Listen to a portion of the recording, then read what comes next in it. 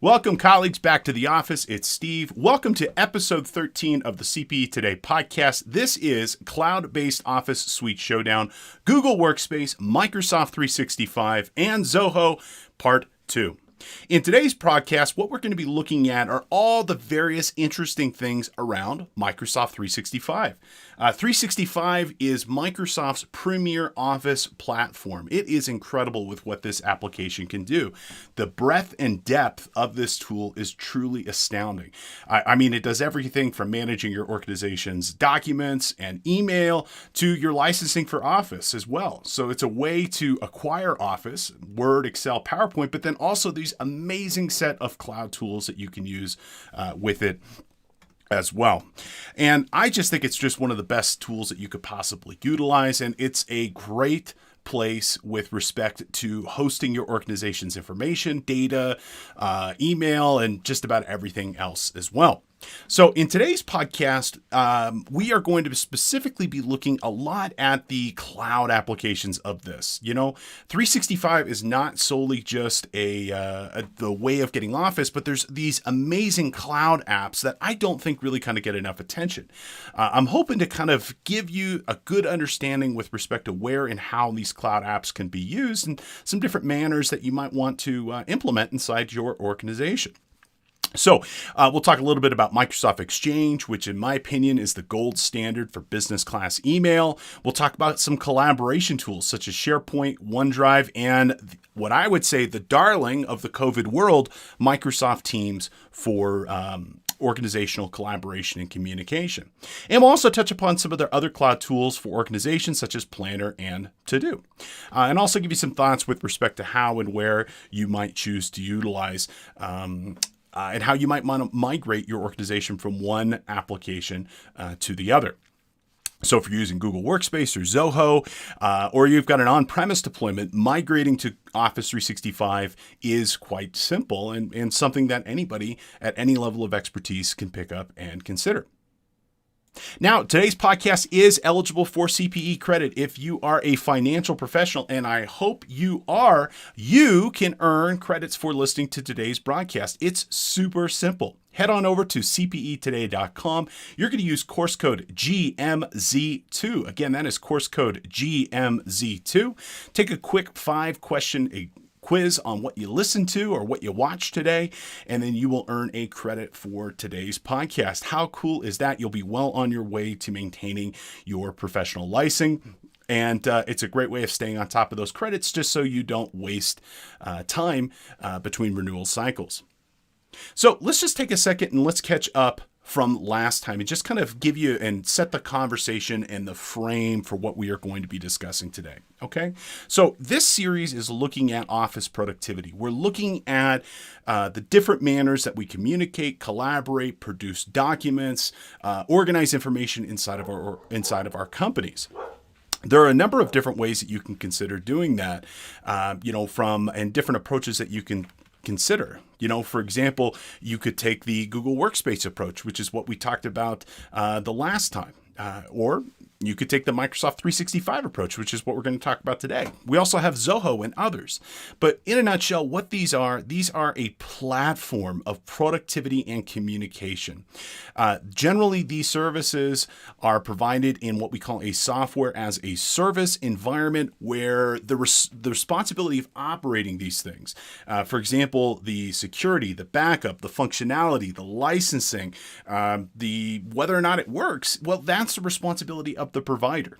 So if it's a 365 issue, guess what? It's not your IT company's problem. It's not your problem. It's Microsoft's problem. And you're essentially trading, the responsibility for this up to the provider, and they're going to be responsible for all that stuff for you. And the great thing about it is it just works. It either works or it doesn't work. There's really kind of not an in-between. Now, unlike Google Workspace and unlike Zoho, 365 is provided kind of in a hybrid approach compared to the other two.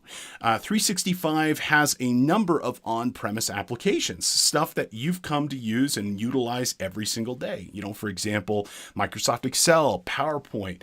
When we talk about utilizing SaaS-based 365 tools, I'm not saying you need to give up your desktop version of Excel. Trust me, as a lifelong accountant and spreadsheet aficionado, I could never give up my desktop version of Excel. Nothing will ever come close to what that application can do. But that's okay. You get cloud versions of these that you can utilize when you're out of the office or when you're on the road, that will work 100% in browser, but you also get the traditional desktop applications of these as well. So you can still continue to utilize the same great experience for Excel, PowerPoint, and Word that you've come to love, but you get all these incredible cloud-based utilities on top of that desktop experience. And Microsoft has supercharged the desktop applications with this 365 behind it. It's really kind of cool. Things like real-time collaboration, sharing, all of that is directly built inside of that cloud suite now, or inside of that desktop suite. Now, these applications have a variety of tools, including word processing, spreadsheet, presentation, Zoho, Workspace, 365. They all have their own little different version of this, but this is what you can come to expect with this suite of products. And they also include a measure of communication, collaboration, such as instant messaging, shared calendars, and storage. In 365, we've got Teams, we've got SharePoint, we've got OneDrive. These are all things that we can use to collaborate and communicate with our companies. Okay, and they're all very configurable and scalable. One of the really cool things about working with any of these tools is that you're utilizing the same suite of services that the Fortune 500 is utilizing. So in what world can you get the same level of access and technology that you would get from, that a Ford or a Coca-Cola or a Microsoft themselves would enjoy? Now, in today's podcast, we are solely focusing on 365. And let me just get something clear right away, okay? Microsoft in 2020 did some branding, some licensing, some public-facing changes. This used to be called, for almost all users, Office 365. They rebranded this to Microsoft 365, although they do have some plans, and the enterprise plans is what I'm speaking to, that are still referred to as Office 365. Okay, for the purposes of this presentation, just to make this consistent, I'm just going to refer to it as Microsoft 365 for the duration of our discussion today. But just realize when I talk about Microsoft 365, it's the same as Office 365. They just changed the name. Now, in my opinion, 365 is the largest and most powerful and the most configurable out of the three. And I mean, no disrespect and no lack of love to Google or Zoho in the context of what their solutions can do. It's just 365, in my opinion. It's the gold standard. It's also the most expensive generally out of the three of them. And one of the things I like about this more than anything is that it's the same great applications, Word, Excel, Exchange, PowerPoint, SharePoint, that a lot of organizations, including mine, we've been using this for years. And when we talk about institutional change, it's one of the most hard things to accomplish inside of a business. Getting just to move the meter, just one iota can take so much time and effort. Well, if we utilize 365, it's an easy sell. You don't have to learn a new tool. You don't have to learn a new application. Guess what? You can just do this with what you've got already. And it's just changing where this is coming from, where the license is originating, where the data is stored. You can use as much or as little as you want, but it's a very easy sell for a lot of companies because there's so much built-in knowledge and institutional knowingness and institutional capability built around the Microsoft application. So this is the easiest, least painful way of moving to the cloud that will not cause a lot of disruption for your organization. Also, as I mentioned, it's a licensing schema for Office. If you utilize 365, you also get your license for Office at the same time. And you can actually, on most 365 plans, install it onto 5 computers simultaneously. So you can have 5 physical laptops or desktops or any combination thereof, 5 tablets and 5 mobile devices. So it's really cool in that respect.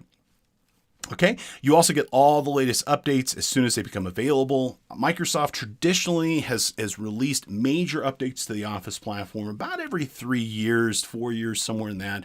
The most recent being Office 2019. Well, they release a lot of incremental updates as well, which you will get as part of the 365 platform. So you get all of that. And when a new major release comes up, you don't have to pay for any extra services. It's just immediately available to you. So it's a great combination of cloud and desktop apps. In my opinion, you get the best of both worlds. And it's probably the overall best for really kind of all organizations, but really good for organizations that are already utilizing Microsoft products. So if you're already pretty familiar with Microsoft stuff, in my opinion, this is a pretty easy sale to get. Now, there are 3 levels of plans that we should be familiar with. Okay, so first, we've got our home and personal plans. I'm not going to spend a lot of time talking about these. I'm going to talk a little bit more about our business and then our enterprise. Okay. Now, with the home and personal stuff, it's exactly what it sounds like. It's the home.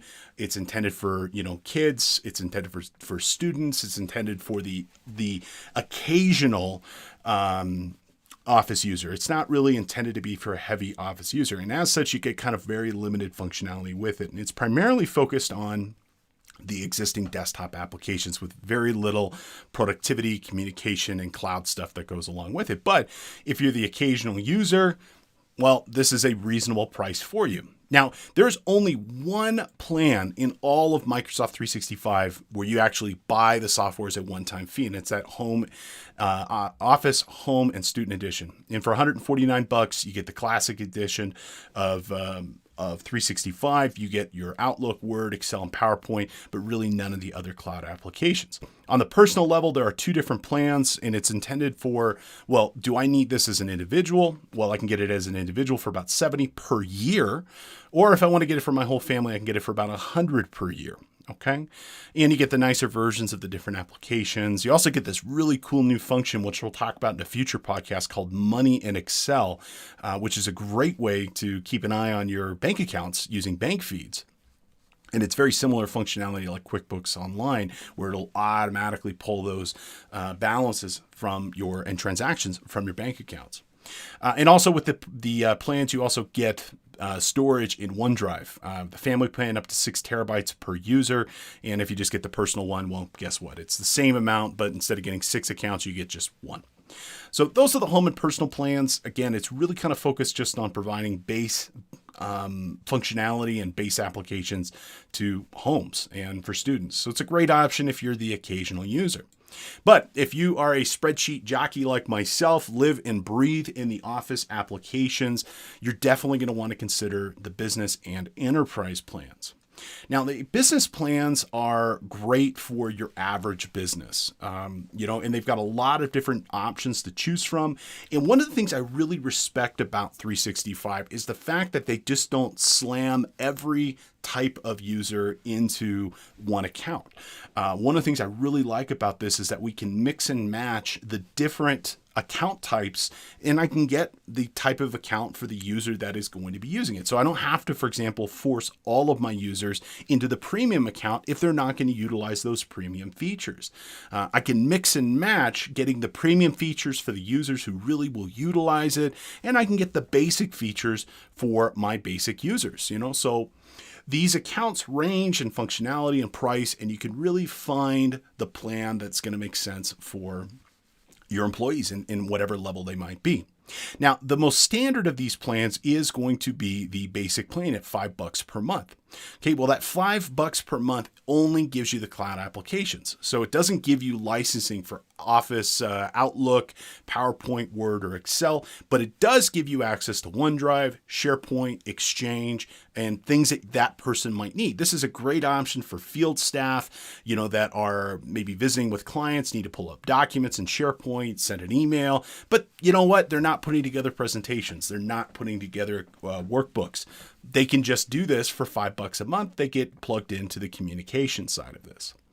Now, the other side of this is the apps version for $8.25. Well, the apps version is just like the basic version, but instead of only having access to the cloud stuff, it has all the access just to the desktop stuff. So, if you have a user that doesn't need access to a lot of SharePoint or doesn't need email, or maybe you've just got a computer, for example, like the conference room computer, and you need to put PowerPoint and Excel and things like that on it, but you don't need to give it an email address.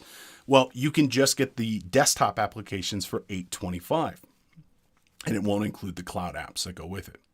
Most users, though, I'm going to say end up either in the $12.50 or $20 range. And with that, you get all of the desktop applications and all of the cloud applications, including SharePoint, Excel, online, OneDrive, and more. Okay. And the big difference between the $12.50 and the $20 is the $20 comes with advanced threat protection and device management. And it's probably a little bit more appropriate for organizations that, security is a big mindset. You want to be able to centrally manage that. Now, we also have the enterprise plans, okay? And the enterprise plans, I think, are a little bit harder for most folks to understand because there's a big price jump between the, for example, the premium small business and the enterprise E3, and then certainly the E5, and where does the value come along with it? Well, the enterprise plans are designed for exactly what you think. I mean, it's intended for bigger business. And I'm going to talk about some of the differences between the business and enterprise plans here in a minute, but enterprise plans, more functionality, more control, more configuration, and generally these are going to be more appropriate for larger organizations. Now we have the F3. Now the F3, I'm not 100% sure what the F stands for, but I'm going to assume it stands for frontline workers because that's really kind of what it's intended for. Factory workers, warehouse staff, maintenance personnel. These are folks that are not using the Office applications, but still need to be plugged into the cloud applications. So it's kind of like that business basic edition. So it doesn't come with any of the desktop apps, but it does come with limited access to the cloud apps. So OneDrive, SharePoint, things like this. And it also offers basic device management. So if you want to manage your employees' devices, their cell phones, computers, things of this nature, you can do all of that right inside of that F3 plan. Now, most users, though, are going to end up, if they're in the enterprise section, either in the E3 or the E5. And the E3 comes in at $32 a month and the E3 at $57. They both include all the traditional desktop and cloud apps. Okay. But the E3 is going to be more basic on the configuration, the security, the compliance, stuff like that. And that E5 is going to come with a lot more capabilities. Some of the bigger things that the E5 plan is going to come with is, for example, Power BI Pro. So if you're using Power BI, which I hope you are, and you should check out our CPE Today podcast that we're doing on Power BI. We've already done one. We're going to be doing several of these. I'm going to teach you everything I know to become a Power BI wizard. But with that Power BI Pro, that gives you the ability to create your own dashboards and then share them with your colleagues and staff very easily. It also comes with voice calling. So if you're using Microsoft Teams, you can actually use your computer as a full-blown desktop phone, calling and receiving calls to clients, colleagues, anybody for any reason. You can use it as a full-blown phone system. Now, you might be tempted, like, hey, you might be tempted to choose the business or the enterprise. You might not know which one is the one for you. Well, good news. There are some really good guidance with respect to why you might want to choose the business or the enterprise plan. Okay. Now, the biggest reason why somebody would choose the enterprise plan over the business plan, why would somebody willingly go up in price? Well, ultimately, it's really going to come down for most users into the number of users in their company. The small business plans are really capped at 300 users, of whatever combination. So basic, premium, whatever, you can have up to 300 people. Once you get to that 301 though, well, that's when those enterprise click in, and that is going to allow you to get to an unlimited number of users. So a company like Ford or GM or whomever, they can't use the small business plans. They've obviously got thousands of users. Microsoft knows that. And so that's a big reason why those enterprise plans kick in. Okay. So if you need more than 300 users, you're going to have to go up to that enterprise no matter what. Now, the enterprise plans do have differences in functionality as well. For example, the business users get a 50 gigabyte Outlook inbox versus the enterprise users, which double at 100 gigabytes. The E3 and E5 plans come with advanced versions of functionality for the programs. For example, the Pro Plus version of Excel, which we'll be talking about in our Excel series in a couple of weeks. Some of the major things that you can do with the Pro Plus would be like the Inquirer toolbar and advanced developer capabilities, and just some really kind of cool functionality that come with the advanced version of Excel, as well as like the Power BI Pro and other advanced tools. The enterprise plans also come with compliance and threat mitigation. Okay. And even in there, the E3 versus the E5, there's some variation with this. But what the compliance stuff does is if your organization's subject to, for example, let's say FINRA. Okay. So for our CFPs, certified financial planners, our stockbrokers, you're well familiar with FINRA and the regulations that go with document retention and discovery purposes for any number of reasons that information could be pulled. Well, those enterprise level plans already have a lot of that compliance stuff built right into it. Okay. And they also come with threat mitigation and device management. So allowing the IT company and the IT staff of your organization to be able to manage those devices directly. So if that's what you need, that E3 plan is going to be great because it's going to have a lot of that functionality for compliance, threat, security baked right into it.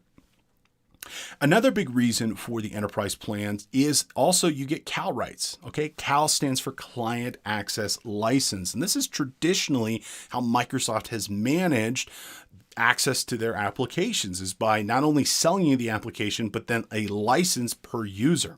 Well, if you have 365, that enterprise level, you can get CAL rights to run a local version of Exchange, a local version of SharePoint, Windows, and other applications inside of the platform. So if you still want to be able to manage these directly and put them on premise, which frankly, I don't know why you would, but that is one of the reasons why you might want to consider utilizing the enterprise version.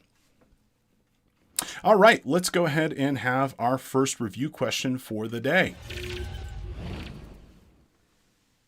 Okay, first review question. If my organization had 250 employees, which version of 365 could be utilized? Would it be the 365 family? Well, nope, that is not going to be something that you can choose to use. Could you utilize the E3?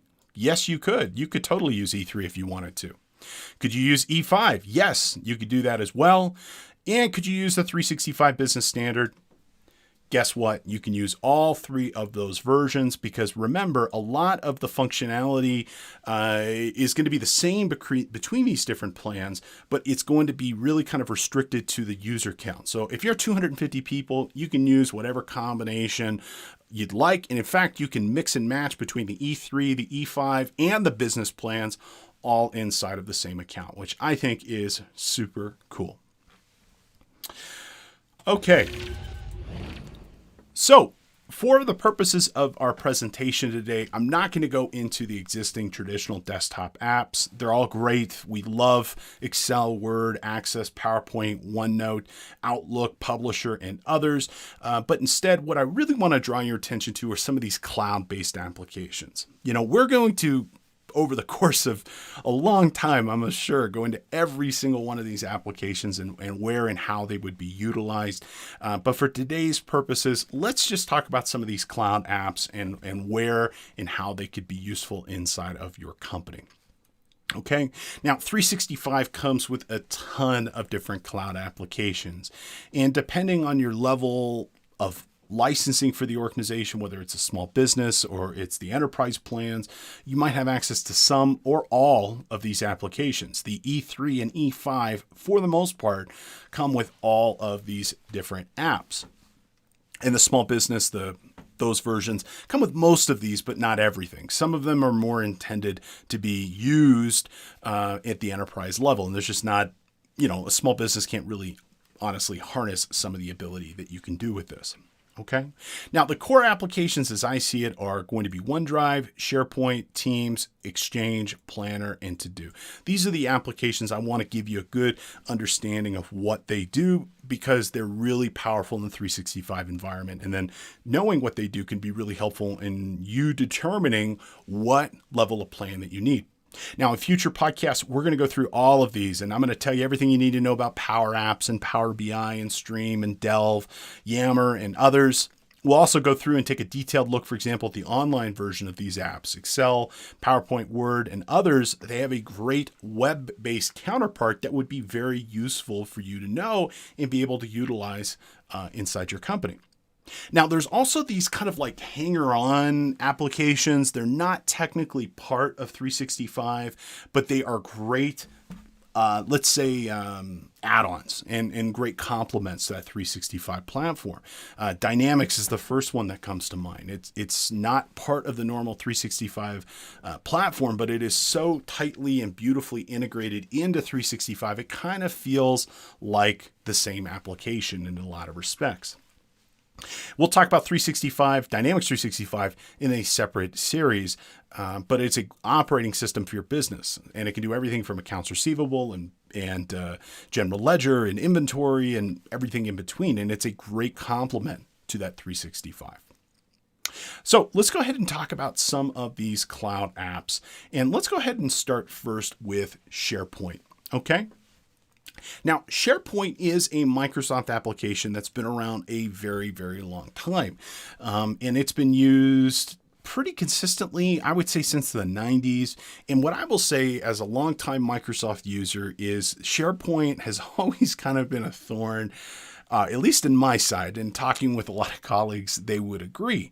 It's not that the functionality isn't great. It is. It's just always been a headache and pain to manage.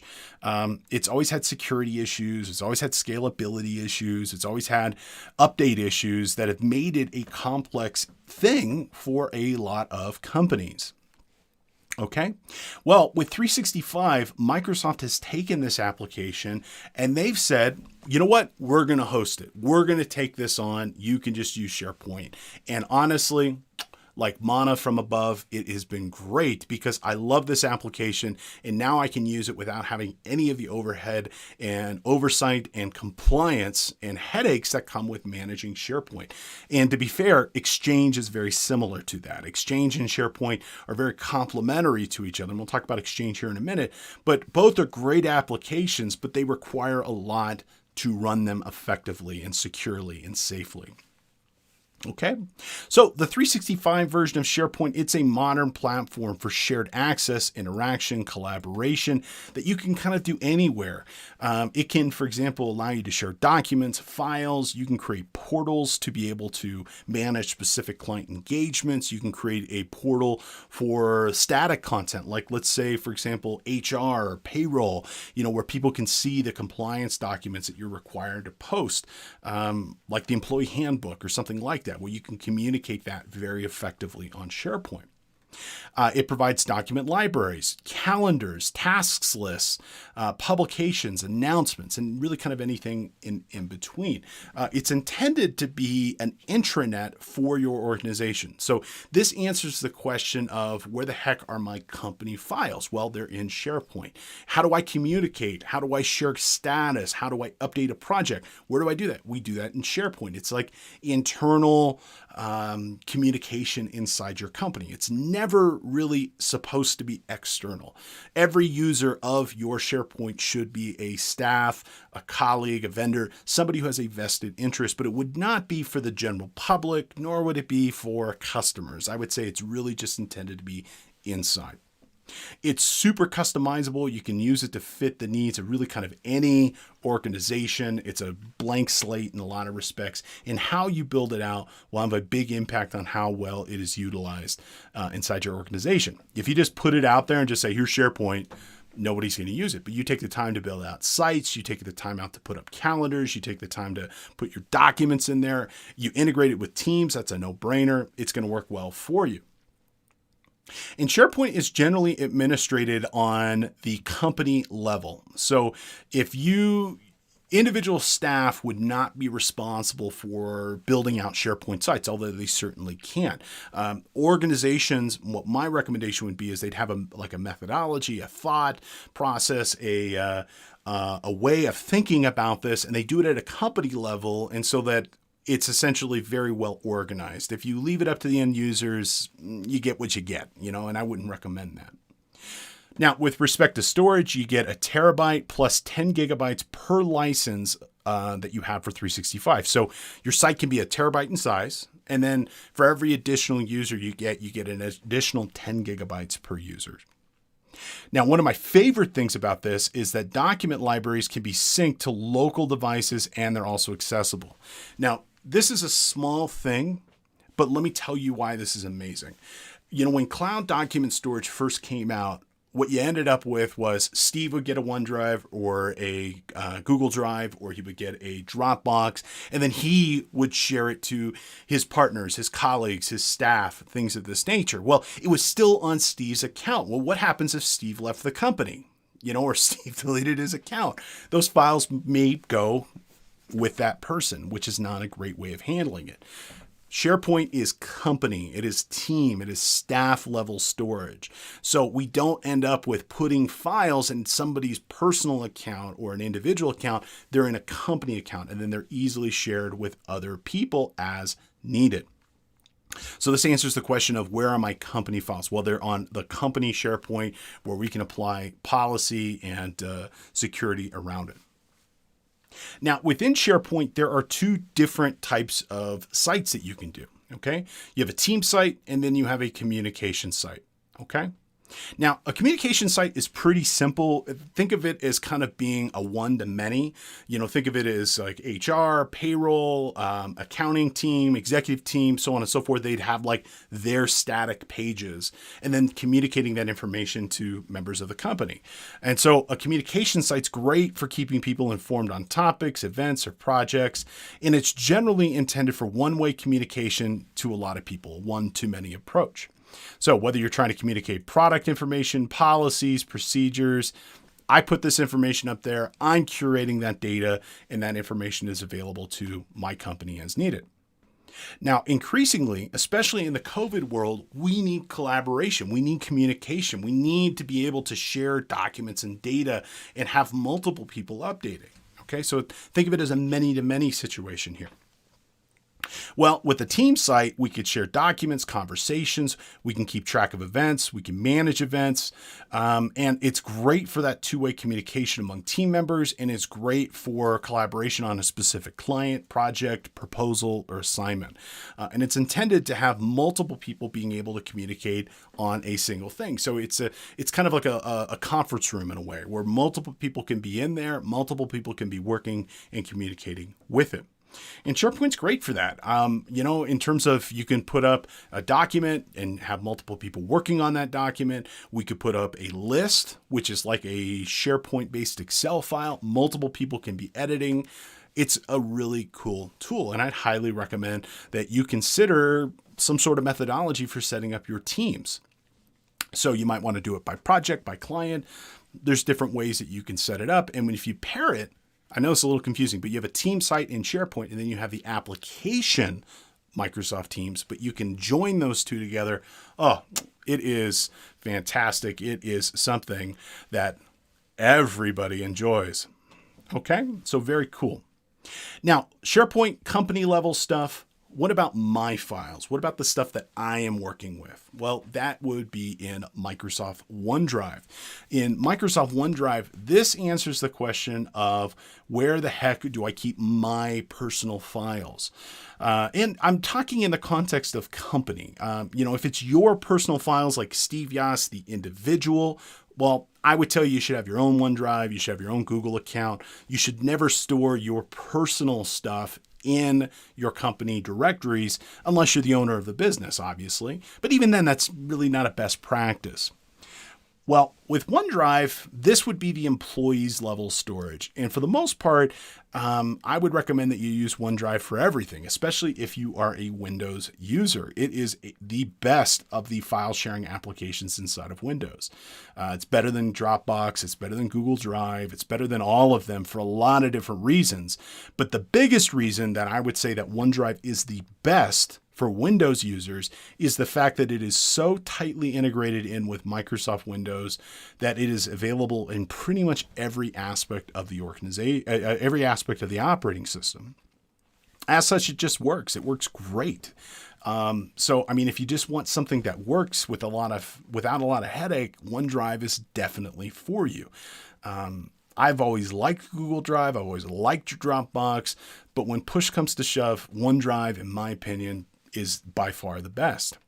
Now, the cloud business version of OneDrive has a couple of differences compared to its personal counterpart around security, document retention, compliance standards, and things like this. But no matter what, OneDrive provides encrypted file storage without the complexity of SharePoint. So it's a great way for your personal company files. So your spreadsheets, your Word documents, your presentations, those would go in your OneDrive.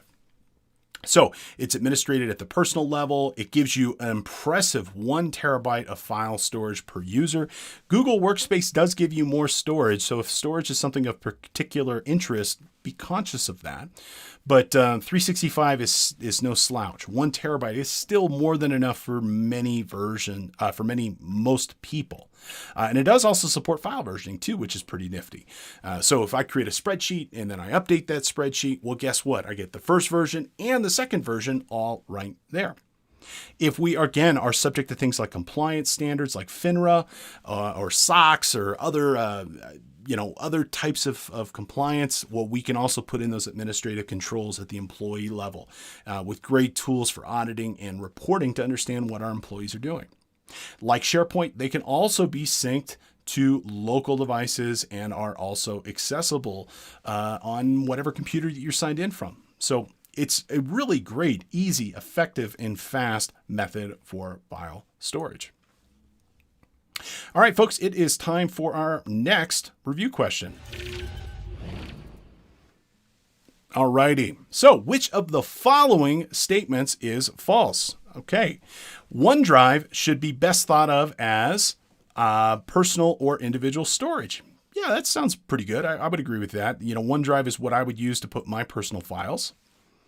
SharePoint should best be thought of as team and organizational level storage. So department, company, project, multiple people. I don't want those in individual accounts. Yes, I would say SharePoint should be that organizational level. OneDrive and SharePoint both provide easy, simple, and secure sharing methods. Absolutely, they both do that.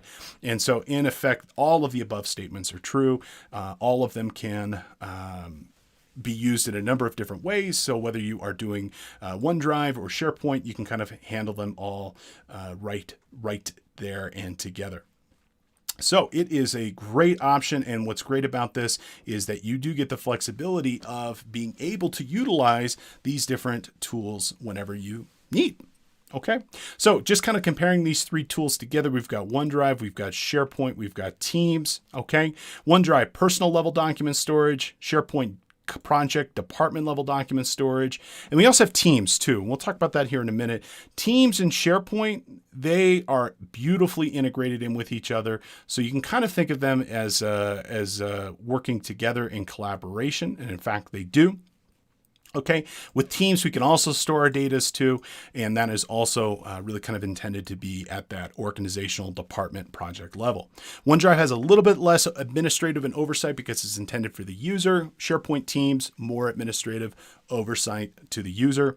And no matter what you choose to use, you can share and sync everything to your local PC, which I think is super cool.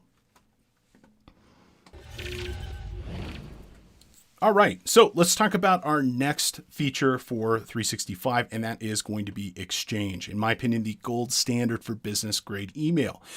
It's just secure, it's fast, it's reliable, and again, just like SharePoint's been around a long time, it was always kind of a headache to manage, though, from an IT level because of the updates, the security. It's a lot to take on, and email is so business critical now.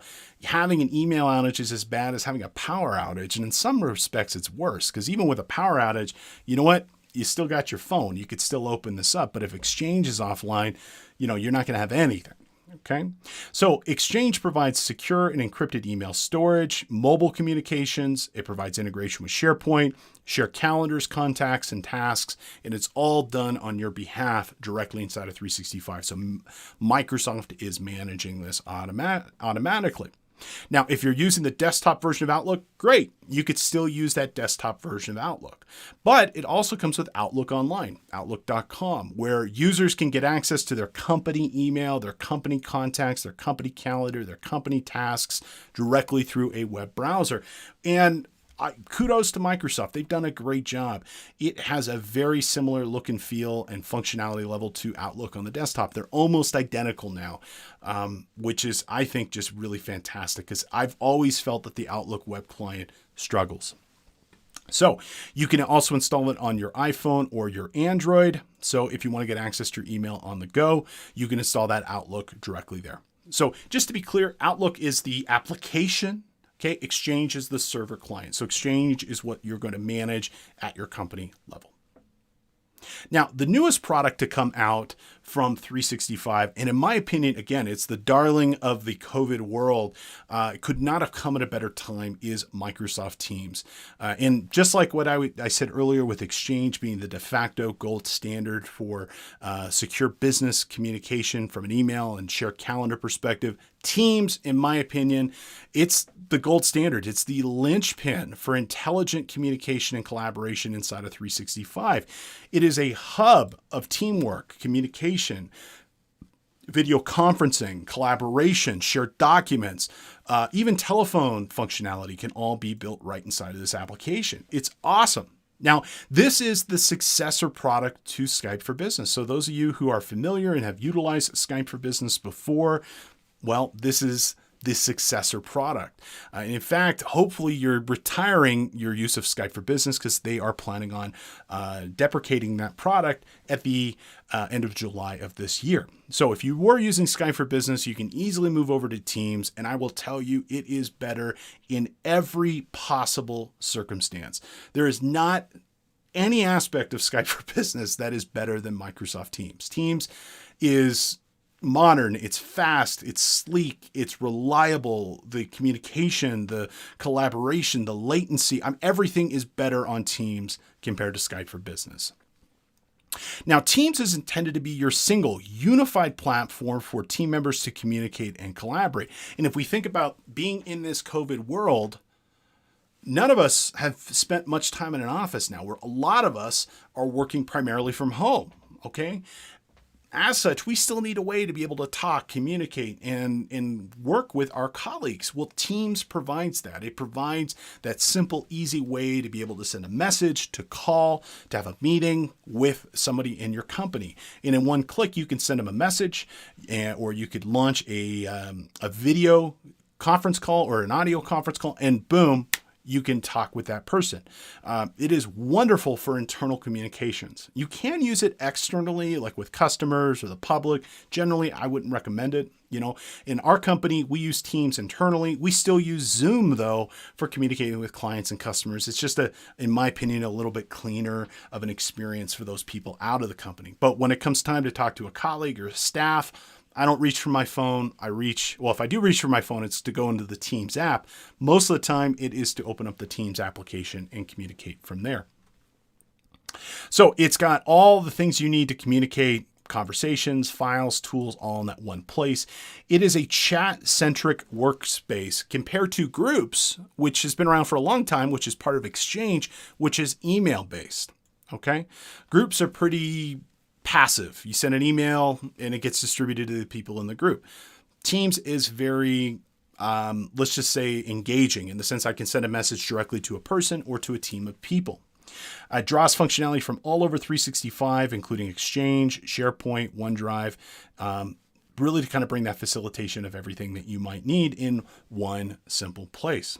Now, we are going to dive deep into Teams in future versions of this course because there is so much functionality to unpack there and so much that you can directly use in that application. So we're going to have specific podcasts for Teams. And if podcast is something that not podcast, but if Teams is something that you're particularly interested in, leave us a comment wherever you happen to be watching this and tell us about your favorite feature and function of Teams.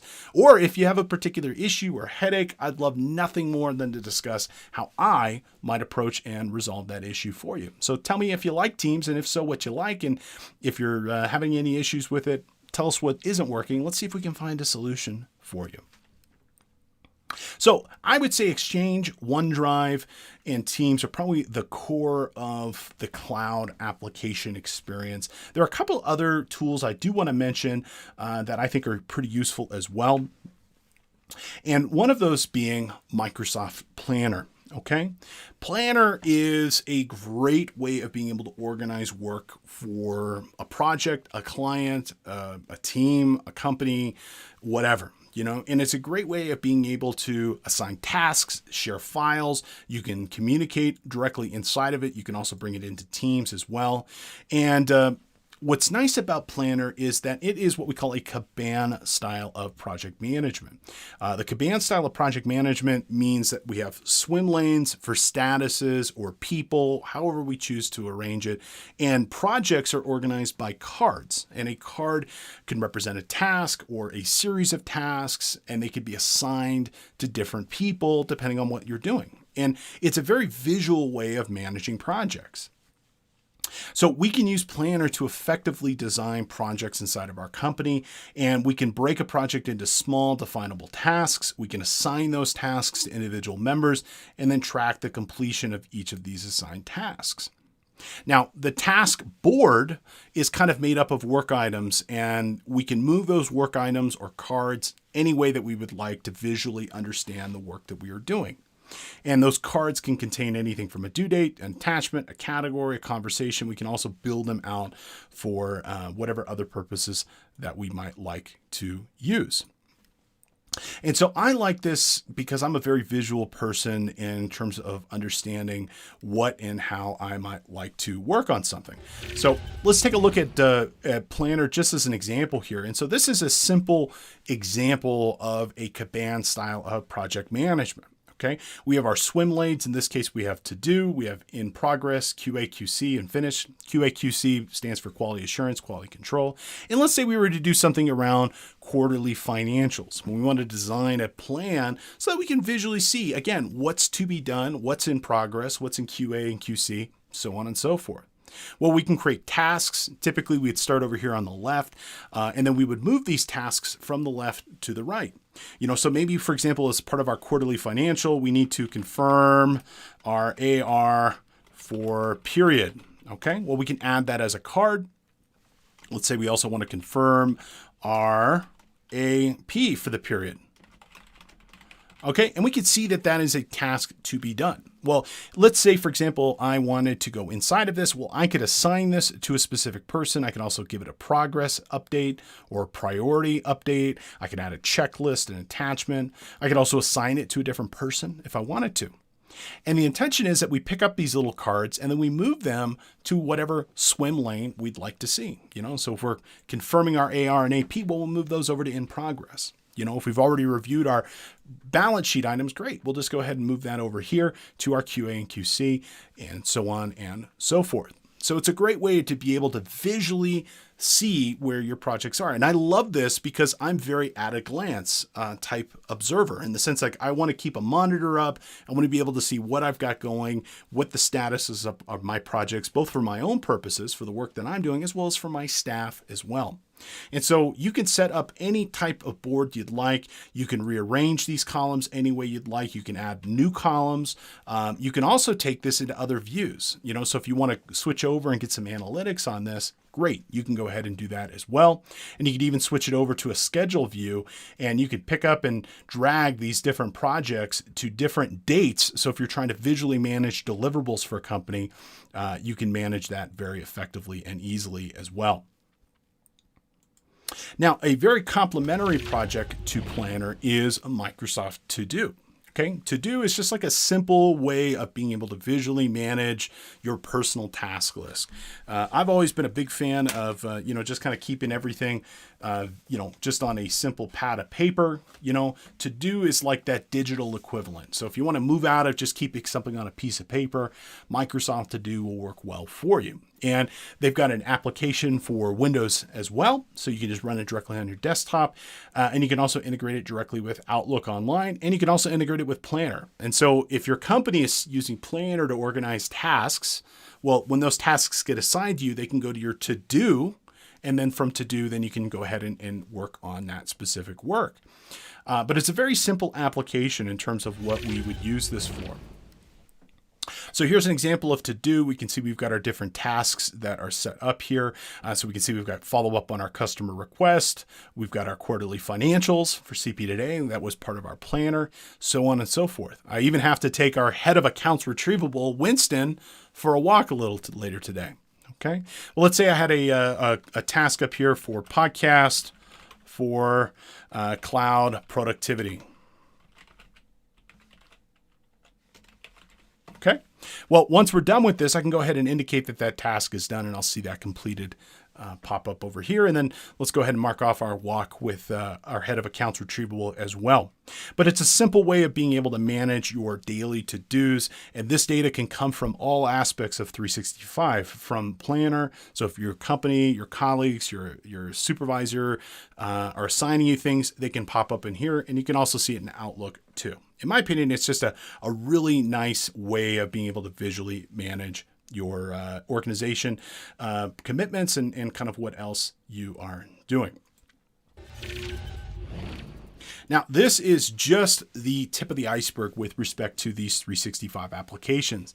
There are a ton of features and functions and different things that you can use these apps for. We've only talking about a couple of them, and even then we only went an inch deep. In podcasts, so stay tuned. In our podcast, we're going to explore a lot of these applications and unpack all the different things that you might want to use and how to really kind of get the most out of your subscription with 365. And there's stuff for everything, whether you're doing analytics and dashboarding with Power BI, whether you're doing streaming video with Stream, creating approachable and easy browser-based presentations similar to PowerPoint, but 100% in browser with Sway, or you're looking to kind of create and collect information with forms, where I create, for example, a form to solicit when we're going to have our office Christmas party, something simple like that. Well, I can create a form and send it out to other people to have them fill out and get that information back. Or we're looking to whiteboard and have collaboration and, kind of work in understanding maybe future products or projects that we're going to work on. Or even social networking. Yammer is a tool that you can use inside your company to learn about other staff. If you think about a company like a Fortune 500 company where you got thousands of employees, staying up to date with what folks are working on or who they are, that can be difficult. Yammer is a kind of a really cool tool that you can do all of this internally. So lots more great information with respect to some of these cloud applications and what you can do with them. Now, I do want to take a second and talk about both the administration of this as well as the migration for this. 365 comes with a great administration tool. It's very flexible, very easy. And again, as somebody who's worked with all of these applications since the 90s, the cloud version of the management tools of this are so much easier than their server-based components. The 365 admin tool is a very approachable way of managing licensing, adding new users, changing existing users, resetting passwords. It works just straight inside of a browser, and it is a very easy tool, even for somebody who is not an IT expert, to manage their 365 account. And so this would be where you would go to create a new user, reset a user's password, changing what licensing, buying new licensing, turning off and on certain applications of your 365 deployment, you would do directly inside of this. Does not require a lot of knowledge, and for what things you may not understand, Microsoft's got excellent support articles that will help you understand what a little settings tick might do or not do if you enable it or disable it.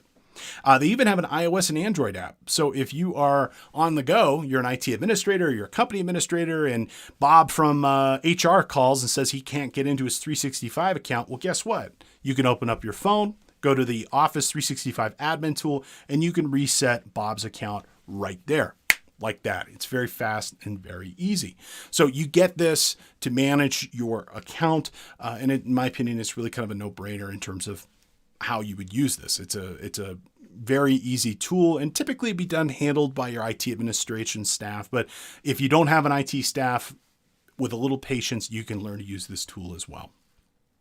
Now, getting to 365 is pretty simple. Microsoft has created a number of different deployment and migration strategies, where you can, for example, just cut over from an existing Microsoft Exchange implementation, let's say on-premise, or from another provider. You can just cut it over, or you can do it in more of a risk-averse, staged way where you can test and move things over in batches as needed. But your main ways of migrating to 365, you can either migrate all the mailboxes as once. We would call that a cutover migration. Okay. You can migrate in batches or a staged migration. You can also use their syncing tool, which is kind of a hybrid approach. Really cool if you have, for example, on-premise technology, like an on-premise Windows server in your company or Active Directory managing inside your organization. Well, you can sync your on-premise with 365, and they'll keep those things in sync. So if you create a user in one, it will get replicated in the other. Now, users can also migrate on demand as well. They can migrate their own PST files, which is from Outlook. And really, when we're talking about migrating to 365, we're talking about mostly moving email communications up to the cloud. And so PST is the profile for Outlook. It's the corpus of the Outlook data. So you can move those on demand as needed as well. Now, if you're using another service, let's say Zoho or Workspace from Google, you can also migrate through IMAP, which is a protocol for downloading your mail to other mail clients. Well, Exchange can listen to that and it can download those messages through that IMAP enabled portal as well. And users can also migrate their own stuff. There's a number of different tools that you can choose to utilize for migrating your own individual. And there's lots of different reasons why you might want to choose one or the other. Sometimes you can even do a combination of migration strategies. But if you've got a large number of users, you're definitely going to want to think about this before switching this on for your users. And certainly, no matter what method you pick, you're definitely going to want to train with your users to ensure that they are knowledgeable and capable and they're set up for success in the company. All right, let's go ahead and have our final review question for today. Okay, which of the following functions is not provided by Teams? So which of the following functions is not provided by Teams? Okay, well, Teams provides secure instant messaging. Okay. Absolutely provides secure instant messaging. That's very commonly used inside the application. And a lot of people, that might be the only thing that they do. Teams does not provide online meeting capability. Definitely not. Teams definitely can be used for either audio meetings or video conference calls, or even video conference calls and screen sharing, which is what I use more than anything else. Teams is a chat-based collaboration tool, so it does not provide direct mail functionality. That is true. Teams does not manage your inbox. So that is not provided by Teams. You will not use direct email functionality. You would use another tool such as Outlook to utilize this. Okay. Teams allows for application sharing in online meetings and video calls. It absolutely provides that functionality. So the correct answer here, what does Teams not do? Teams does not provide email functionality. That's not really kind of what it's intended to do. Well, that does bring us to the end of our podcast for today. So let's talk about what we learned. Well, we discussed the major aspects of the 365 platform, and we specifically took a look at the cloud-based applications that are independent or in collaboration and building upon maybe their desktop counterparts. But some of these tools like Planner and To-Do, they might have a desktop counterpart, they might not, but really 365 isn't solely about Excel, PowerPoint, Word. It's this whole wealth of other cloud-based applications. And we're going to continue looking at these cloud apps and really kind of teach you how to be excellent with SharePoint and excellent with Planner and other things that you might want to do. Well, in the episode 3 of our cloud-based productivity series, we are going to take a deep dive on Zoho and discussing all the interesting things that you might want to consider Zoho for. So if you don't want a Google approach for cloud productivity or a Microsoft approach, well, guess what? You've got a third excellent option with great functionality, which is Zoho. So in our next episode, we're going to teach you everything you need to know about what Zoho has to offer for your company. Now, if you are a financial professional, I do want to remind you this podcast, this exact podcast that you've been listening to here today is eligible for CPE credit. I know. So you can earn a credit for listening to today's podcast. It's super simple. Head on over to cpetoday.com, use course code GMZ2, take a short 5-question quiz about what you heard and what you watched about today, and you will earn a credit. You can even print off a fancy certificate and frame it for your office for everything. To show off to your colleagues and staff all the cool things you learn about 365. Now, if you like today's podcast, I would encourage you to connect with us on social media. You're always welcome to find us on YouTube, Twitter, Instagram, Facebook, LinkedIn, and a whole bunch of other places. We'd love for you to leave a comment or a review